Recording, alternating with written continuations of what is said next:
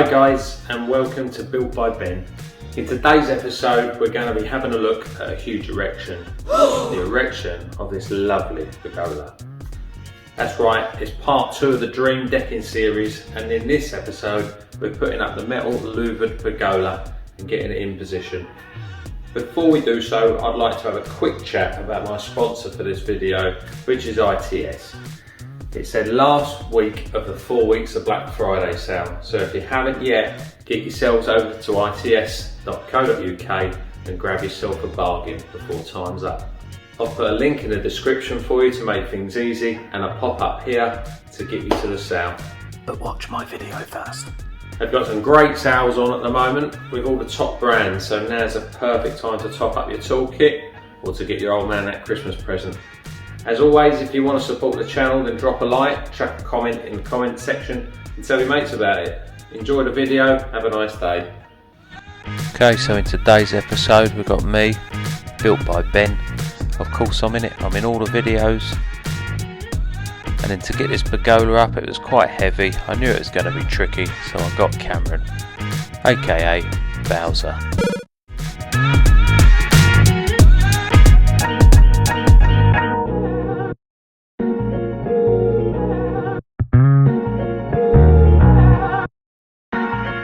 So the first job of today was to get all of the bits unpacked, set them out, read the instruction book.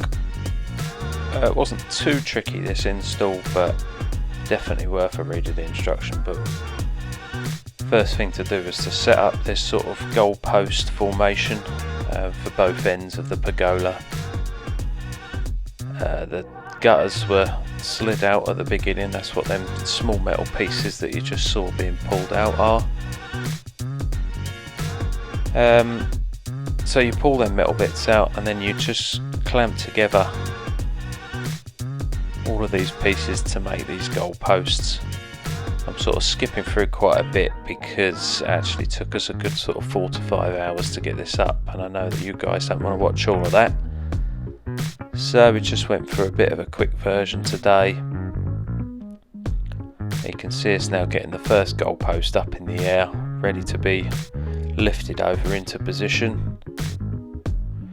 Now at this stage we've got all sorts of different levels on the ground where the pergola's going, but I felt like the best way to do this project was to get the pergola set up first. Although these pergolas are actually designed to go on top of decking or on top of a patio, I didn't really want to do it that way because I don't think that the strength is there on top of the composite decking, so we put it down onto the concrete base that we're lucky enough to have on this project, and you'll see a bit later in the video that we used some porcelain tiles that were bedded down just to get the levels right and to give the pergola a good sort of base for the feet to sit on. But for now we've just got them into their rough position. Didn't matter if they were off level at this point. We just wanted to get the size of the thing, make sure we know where the feet are going to hit.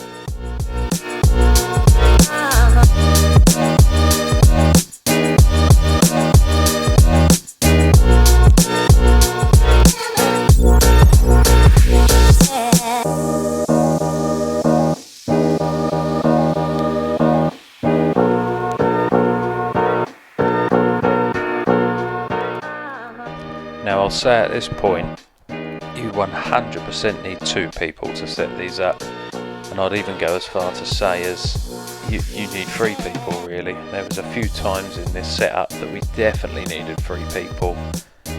We just managed to scrape by doing some sort of big stretches and some yoga poses, but I wouldn't recommend that, just for site safety more than anything. Like I said, we just about scraped past with this one, as you'll see a bit later in the video. But yeah, set 3 people up if you're going to do this.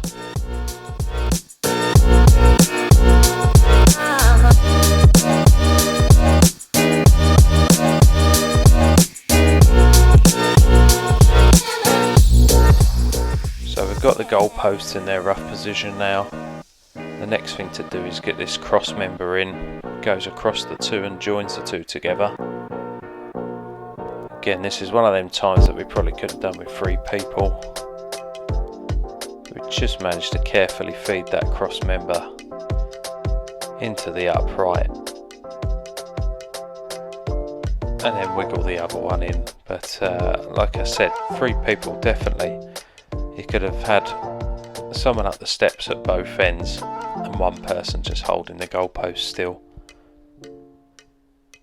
As you can see, they would just slide in, a little bit of a wiggle. They're a nice tight fit, this system, really nice. Actually got this from a company called London Stone, but the actual pergola was made by LG Outdoors, I believe.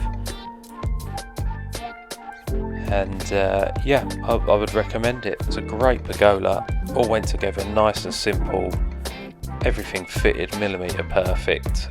It's a really strong pergola. The only thing I would suggest maybe is getting some sort of way to brace it. I don't know if I would leave it without any bracing. What I did later on in this project was made up some little stainless steel brackets and screwed them to the wooden cladding that we put on that back wall there, which in turn strengthened the whole thing up, just made it a better job really.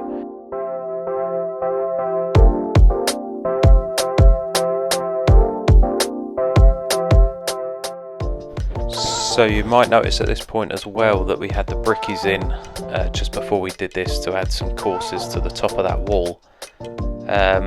We were constantly fighting a little battle on this one to keep the sight line correct at the back here. We decided to stick a few more courses on that wall there, just so that we weren't overlooking the neighbour by the time the level of the decking was up. So thanks to DJ Builders in Norfolk for that one. It's Dave that runs that. Top job, top lads. If you ever need a brickie in Norfolk, there you guys. Cheers.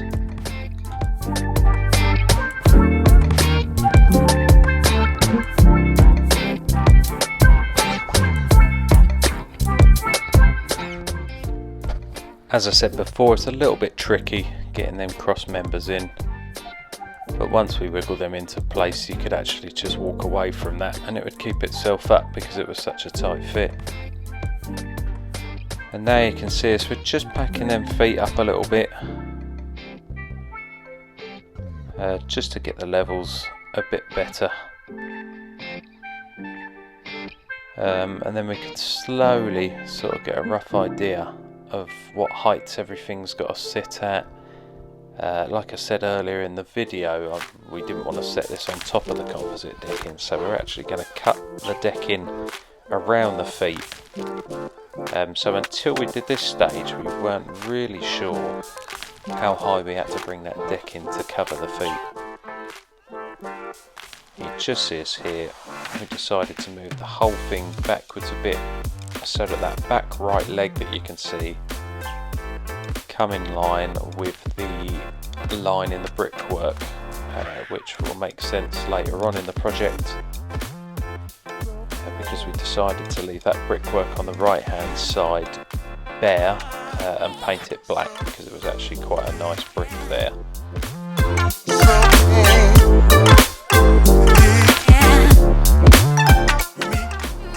I'll just give you a quick look here at the porcelain slabs that we bedded on. We had to do some quite different little things there to get the levels right. Now, no bricky, but I put them down with slurry on the back of the patio slabs as well, and it dried so well, it's really solid, and we managed to get good fixings through the feet as well into them, so the whole product is really strong by the end of it.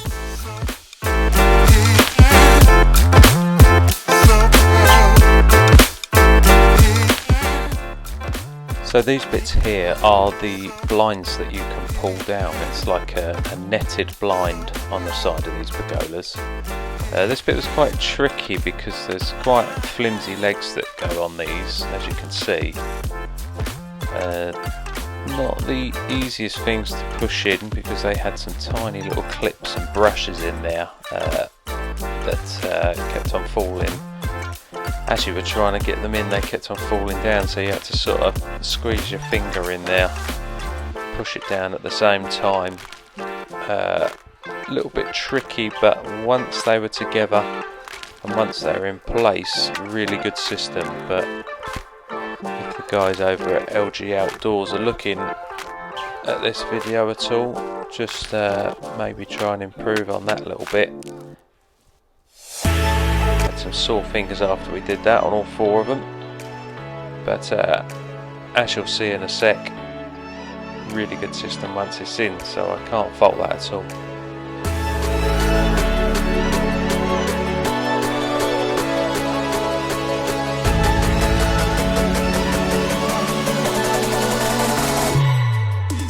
We have to really carefully just move this over.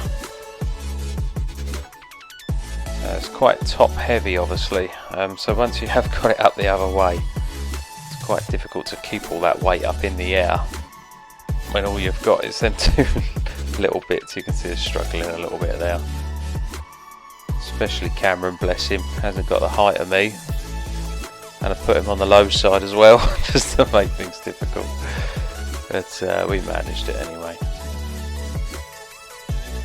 So you can see there, it's almost like when you fit a bit of glass, there's like a rebate on the back of those posts, and these little goalpost type things with a blind at the top that you make up just sit in that rebate, and then you whack a few screws in it, and it's as simple as that.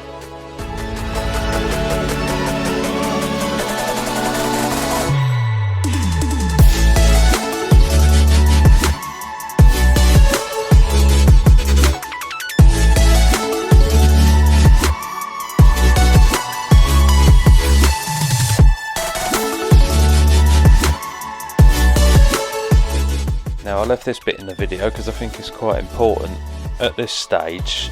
When you're screwing anything in like this, you've just got to remove all that plastic. I've learnt the hard way in the past that if you leave some of this plastic on, it's actually not removable, and you end up having to either take the thing apart or cut it very, very carefully with a Stanley knife, but you actually have to leave some of the plastic in place when you cut it with a Stanley knife, which is not ideal at all. So pretty much end up taking it back apart when you can't get the bits out that you need to. Always take this wrapping off. Another good little tip on these things is not to leave your wrapping on for too long.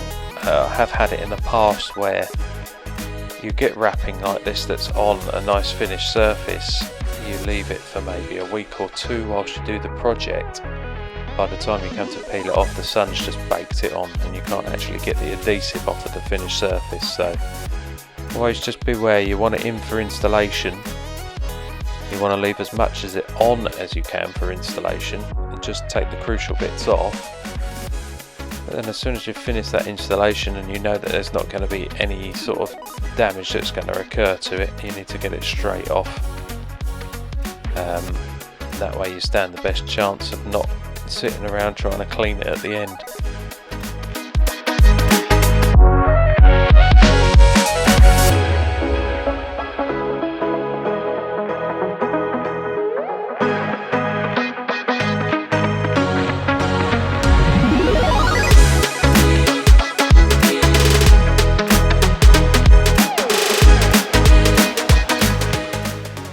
So you can see it there just slotting into the rebate.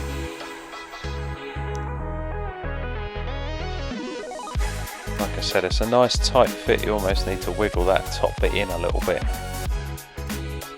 And then them bottom tracks just sit solid right down onto them feet. And all you got to do is just grab your drill. You do about 4 screws on each side and that's the roller blind fitted.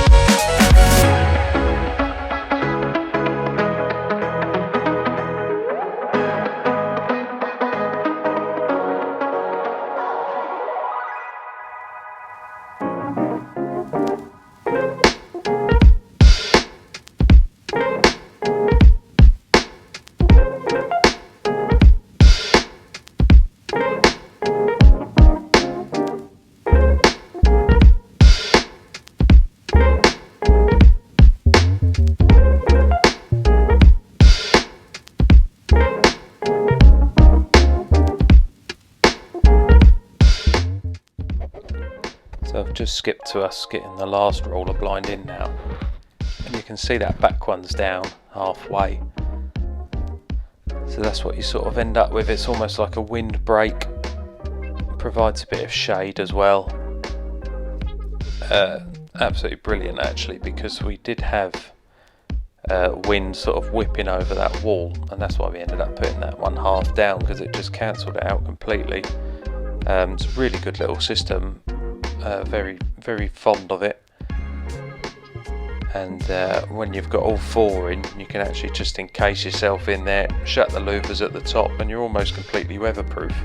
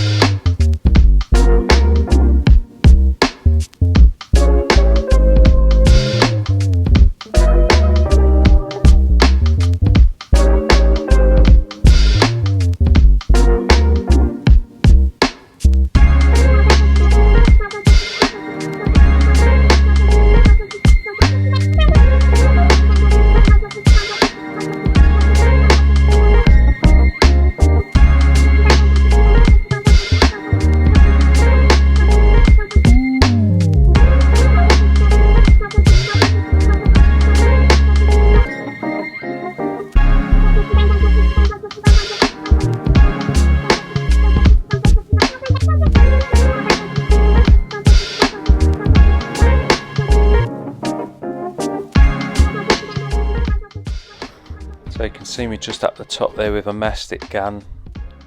This was after we slid the guttering back in, and just in the corners I didn't quite trust that the gutters were going to be sufficient to hold a lot of water, so I just got up there, stuck some extra mastic in there. I actually used CT1 just to make sure it lasts a good amount of time. But I'm very, very conscious of where water's going. One of the reasons for this is because I actually put an LED strip down the centre beam of this pergola, and I also put 2 electric heaters onto it as well, so I didn't want water going anywhere where it shouldn't. So I took some extra precautions just to seal that guttering up.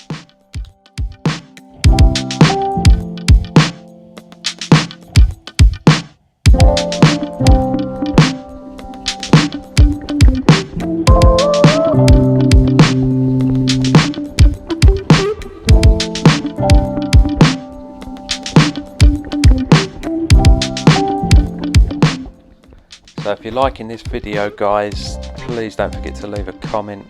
Just let me know if you like the setup of these videos. Any comment's a great comment for me. YouTube recognises that people are commenting on the video. They spread it out to lots more people, so the best way to support this channel is just to comment on it, chuck a like on it, and watch as much of the video as possible, because a lot of it is to do with retention as well. I'm getting to the point where I'm starting to get paid a small amount of money now for these videos, and obviously the more I can get paid, which is judged by how many views I get for them, the more time I can spend editing them and making them better for yourselves. So everyone's a winner. Get involved, and I'm going to start something soon where the people that are the most involved for the month will end up with a little prize turning up at their door. So there's a bit of encouragement for you. So the last job to do on this pergola was to get the louvered roof in. It's a very simple process, very repetitive, took a bit of time, but you get plastic clips on that central beam and on the main beams on the sides there, and basically all you do is just clip these little louvers in. It's a pretty simple process. Like I said, it just takes a lot of time, very repetitive, but the end product is just brilliant. I'll show you that in a sec.